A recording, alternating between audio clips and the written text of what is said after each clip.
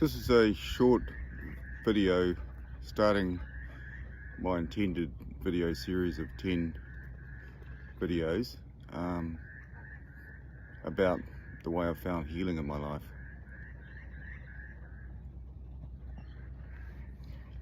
But this has only just come to me last night when I woke up at 2 o'clock in the morning, that I could help other people by making some videos about my journey and about my life, and with the hope that I can actually heal someone else or help them to heal themselves. I'm living at the moment in Iluka, New South Wales, eastern seaboard, which is a beautiful coastline stretching way south all the way up north, thousands of kilometres of beautiful beaches, rainforests, beach rainforests, lovely communities, cities, Sydney, Brisbane. Since I've been here, I have met some amazing people. Australians are beautiful people. They are very caring. The people you see on the sports stars you see, which I used to see when I was in New Zealand, the Australian rugby players, cricket players, they are not the typical Australians. The typical Australians are much more refined and emotionally present people. New Zealanders tend to dislike Australians because of the Shane Warne type larrikin persona that's portrayed within Australian sport. That's, in my experience since I've been here, that's not what Australians are like. I've recently written a book called Sailing Away, which initially started off as poems about my life, and it was dedicated to my father, which it still is dedicated to my father. As time went on, it got extended with a foreword, afterword. A theme got put in, poems got accents added to them depending on the person they were dedicated to. Then there was an afterword, and then later on, as I was writing the book, I realised that I needed to actually put some input in to help people that had suffered like I had in my life, and to give them a message that could help them heal, and that there was a possibility to heal from childhood trauma, physical and emotional abuse during your childhood. So that's really the purpose of my book. It's to dedicate and memorialise my father. It's to express my pain, my healing, and to explain and to help other people who may be suffering from similar issues to me. 12 months ago, I was a different person. I had fallen out with my children. I had fallen out with my in-laws. I had fallen out with my wife to a certain extent. I believe she was scared of me. I wasn't in a great place. Even though I had learned a lot about what had happened in my childhood and the reasons and the ways to heal, I was basically spiritually dead. And it wasn't until I actually went to AA, gave up drinking, and saw a different way of life there, and connected with people that were spiritually aware. And going through the 12 steps of AA actually opened up my eyes to what the world is really about and how to be a better person. I haven't had a drink now for, I think it's about 9 months, and I tell you that giving up drinking was the best thing I did in my life. It was a crutch. It was, if anything was used as an excuse to drink. When I had a good day, I'd drink. When I had a bad day, I'd drink. When I'd worked hard, I had a drink. When I was sad, I had a drink. When I was happy, I had a drink. But that drink didn't help me one little bit. It actually, if anything, made me worse. So I recommend to anyone watching this that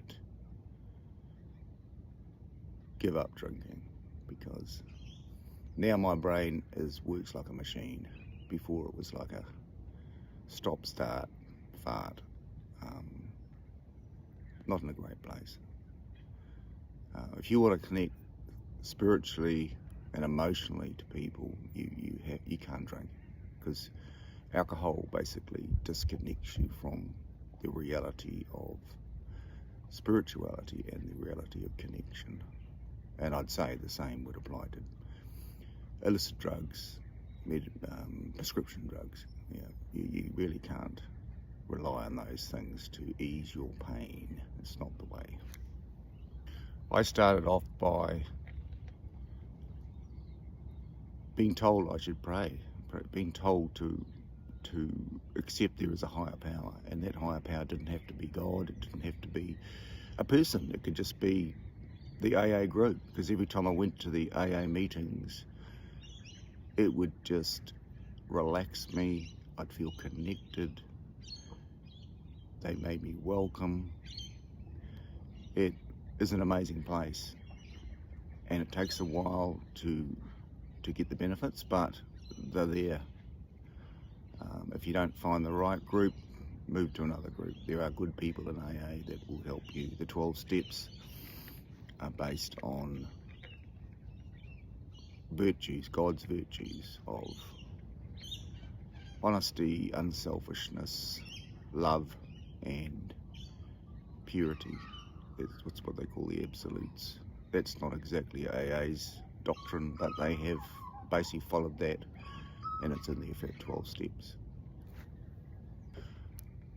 I've found after probably 8 months, maybe 7 months of AA, that even though there are good people in there, there are also some people that don't follow the steps and don't get spiritually connected, and some of those people can be negative. And so I haven't been for a while, but I'm in a better place now. I know I can always return to AA if I'm feeling disconnected, if I'm feeling unhappy. But now, at the moment, I'm the happiest I've ever been in my life. I've reconnected with my children, my grandchildren. I've reconnected with my wife. I'm living a much more challenging life. And it's great. Every day something new happens. Every day I get inspired to do something else, and everything is falling into place. So I'm going to leave it there for now. There may be another series of videos, who knows, or whatever I get inspired to do. I just wake up in the night and this inspiration just keeps coming. The book was written. I'd never even thought about writing a book. I never thought about writing a poem. I didn't even know how to write a poem. But that book was delivered to me from the spirit world, and it has a message for the people on earth and for those that suffer every day because of their childhood. It has a way of healing. It has a way of connecting with spirituality, with God, whatever you want to call it. So yeah, I don't know where I'm going. I just know that it's getting better and better every day. I follow certain practices in the morning. It's in my book, on the last pages of my book, what practices I follow, and I recommend that the way for you to become more connected spiritually and emotionally is to follow those steps, because they are very beneficial. Thank you for listening. Oh, good morning. Thanks for watching the videos yesterday. I appreciate that, and I appreciate the positive feedback I got from the different viewers. Just to update, some videos are more popular than others. Video 2, 3 and 8 were the most popular. So yeah, just thought I'd bring you up to date with that. I just wanted to extend a bit more on my daily practices and why I do them, just to bring you up to date with why I do them, etc., and the benefits it gives me.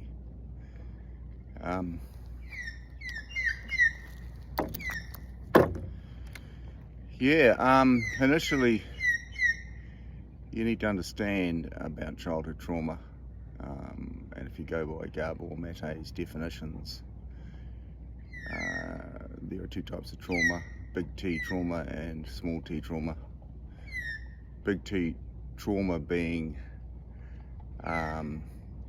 illness of a parent, death of a parent, divorce of parents, abandonment by parents, sexual abuse, physical abuse, emotional abuse. They're big T traumas. What happens with big T traumas is they scar the inner child or the inner being and create wounds. Those wounds develop scar tissue, and when it's repeated trauma, that scar tissue gets very thick and builds up over time.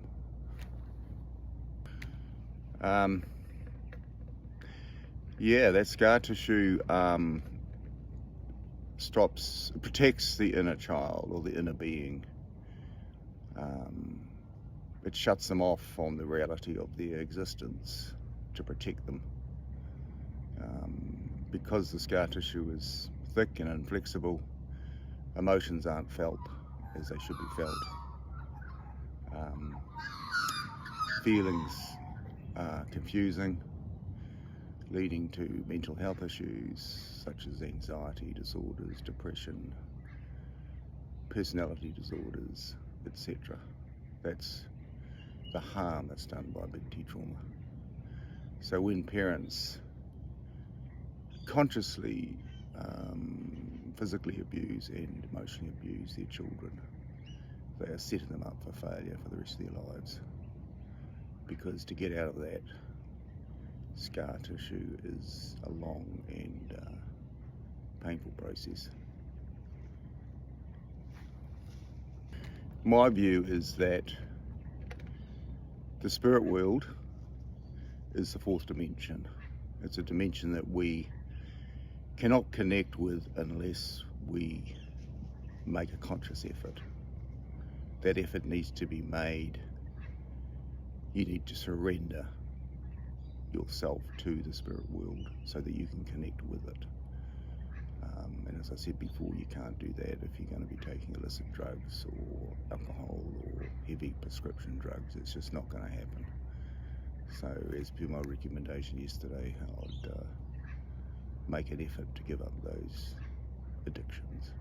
They're not helpful to anybody. So I'll now go into my practices and why I practice them. As I said, the inner being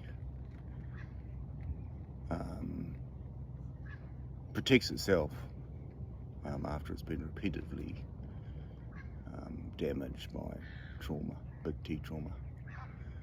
That scar tissue is inflexible, it's insensitive, and it protects the inner being from the real world. Now, my practice of dipping your head 3 times and each time rising to say, "Take away my sins, Father, take them away," that is asking the spirit world to wash away your scar tissue. That's not going to happen in a day. That's going to happen over a period of weeks, months. And as that scar tissue dissolves, your true self is exposed and you can connect true self and the spirit world. My practice of saying the Lord's Prayer is based on the fact that that's the prayer my father would share with me and my sister. It's the only prayer I know. That's the official Jesus prayer that he taught 2,000 years ago. The words in that prayer to me mean, the first few lines are obvious. God is hallowed. He is the ruler of the universe. When we say, give us this day our daily bread, what we're saying is, God, show us your virtues, show us your love, show us your honesty, show us how to be unselfish, show us how to be pure. That's what we're saying when we say, give us our daily bread. And when we pray, we don't pray for material things. We pray for God's assistance and God's guidance. There's no point in praying for a new car or a new house or a new wife. God won't give those. He only can give spiritual things, and that spiritual thing is connection and his virtues: love, honesty, unselfishness and purity. The reason we say in the prayer, forgive us our trespasses, is because God knows we're not perfect. God knows we have to try. God knows we have to do our best. And he knows that we will fail at times. But as we become more spiritual, more connected into the fourth dimension, we will sin less, fail less. They're not sins as in evilness, they're sins as in failure, sins as in not following God's direction or God's virtues. So I'll leave it there. That's just a little bit of information about why I do my practices. I hope that's beneficial to you. My aim is only to share my knowledge in the hope that it will help someone else heal from childhood trauma and physical abuse and emotional abuse and mental health issues that result from those traumas.